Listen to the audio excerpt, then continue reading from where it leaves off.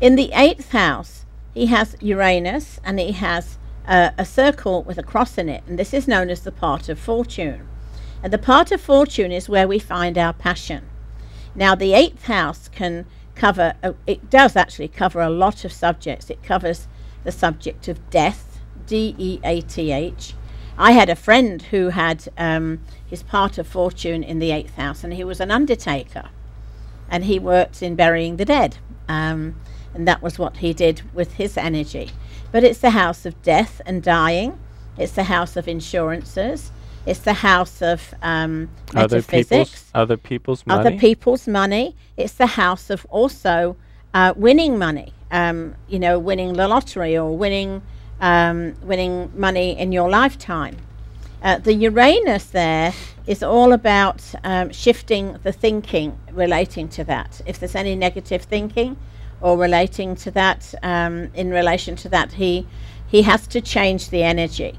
And it's also sudden and unexpected it is, thing. so So it will he could happen. unexpectedly just Yeah. win the lottery just like that. And but he could also very unexpectedly go into a situation where he has to work through some old energy, you know, connected to that house. It's the biggest house of the lot with all the things that it covers.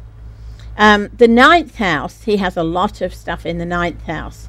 He has 3 planets in the He's got the trans-Pluto too. Yeah. And the 9th house is all about higher learning, spirituality. I call it the house of God, because usually people who have planets in this house have usually connected with God in a past lifetime, or could do so in this lifetime. And he has the Mars, which is energy. He has Pluto, which is transformation. He has trans-Pluto as well, and he also has Venus there. And of course, all of those planets go up to make some wonderful energy for his connection to spirituality and higher learning. He would make a great teacher. Yeah, especially with all his trans-Pluto and his Mars, and Pluto is all in Leo, so he would be an incredible teacher. Yeah. Voice communicator of the spiritual. Beautiful, beautiful energy there. Yeah. And then in the 10th house, which is the house of the public arena, in other words, being out there publicly, he has Mercury, which is communications, and he has his sun, and he has his south node. Now, his south node is obviously been very public before in a past lifetime, and he was actually very outspoken, and he misused the power energy, because the 10th house is also connected to the use of power. So he has quite a lot of misuse of energy there, but he's learning to use it properly in this lifetime, I feel. And it's in Virgo. And it's in Virgo. Now, Virgo is a very self-critical planet. Right. Sign. With Virgo, I think he's given himself that Virgo because he's constantly questioning. Right. Am I doing the right thing? Am I doing the right thing? Am I doing the right thing? Right. Because he's got to make sure he does not misuse that energy in this lifetime. In his 11th house, which is his house of hopes, wishes, and dreams, he has his Saturn. No, he doesn't actually, because Saturn actually is Saturn just in the 10th house. Oh, so it's yes, okay. it is. Then we better touch this. So we didn't touch that. That would be the power thing from the past. Yes, it would. Yeah, it would. His Saturn is actually, we must get a new toner for this printer of mine. We keep saying we'll get one. You can't see the divinity. You can't see the divisions, actually. It's very hard. But his Saturn is in the 10th house. Okay. And, of course, it's very serious when Saturn's there. I've actually got Saturn in my 10th house, and it makes what I've got there very serious. Saturn says you will learn slowly. You will learn the hard way, and we will make you learn what you need to learn, because probably in a number of incarnations in the past you haven't learned it. And probably, we know. I beg your pardon. I'm perfect. Yes. In my world, in my truth, I'm perfect. There you go. So there we are. there we are. Saturn in the 10th is not, as far as a placement, is not a good placement. It's very difficult. It's very hard. And usually, if you're going to get rewards with Saturn, because Saturn is a teacher and a disciplinarian, and Saturn says you will learn the hard way. Right. But then if you learn the hard way, you will be rewarded. Right. And, you know, when you have learned the lessons, usually you're later in life.